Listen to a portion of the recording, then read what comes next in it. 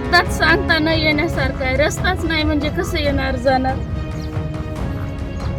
Road पाहिजे. अगोदर बाहेर जायचं यायचं म्हणलं की खूप त्रास व्हायलाय आम्हाला. गावाच्या बाहेर निघायचं म्हणलं की प्रत्येक गोष्टीसाठी रस्ता पाहिजे अगोदर गावातून निघायला.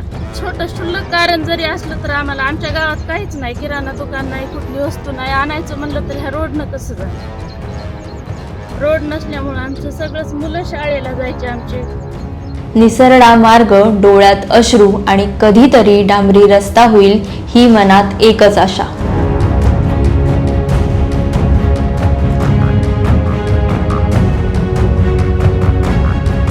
ही दृश्य आहेत परभणीच्या गंगाखेड तालुक्यातील टाकळवाडी गावची.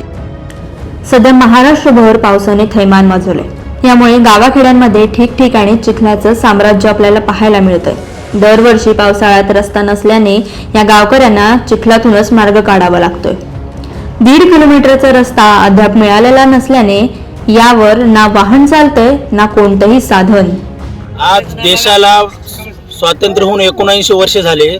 आमची आज 3री-4थी पिढी आहे की 1.5 किलोमीटर रस्त्यासाठी आम्हाला 1.5 किलोमीटर पलीकड मोटरसायकल ठेवून गावामध्ये यावं लागत आहे. गावाची अशी परिस्थिती आहे की गावामध्ये कोणी मुलगी देत नाही. या गावामध्ये मुलगी दिली तर आमच्या मुलीचा संसार व्यवस्थित होणार नाही, त्या मुलीचं काय होईल म्हणून आज 70% विद्यार्थी बाहेर शिकण्यासाठी आहेत. एखादी महिना डिलिव्हरी असेल तर तिला प्रेग्नन्सीसाठी हॉस्पिटलमध्ये नेता येत नाही. गावाला पूर आल्यानंतर गावाचं कनेक्शन पूर्णपणे बंद होते.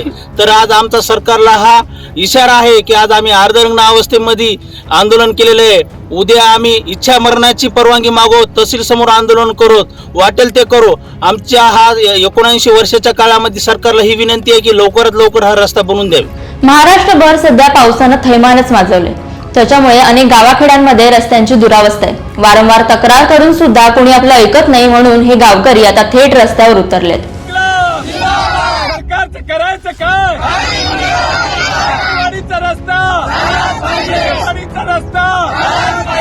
मंडळी, खरं तर दररोज प्रवास करताना या चिखलातून या गावकऱ्यांना मार्ग काढावा लागतोय. हे सांगताना सुद्धा तिथल्या महिलांना अश्रू अनावर झाले.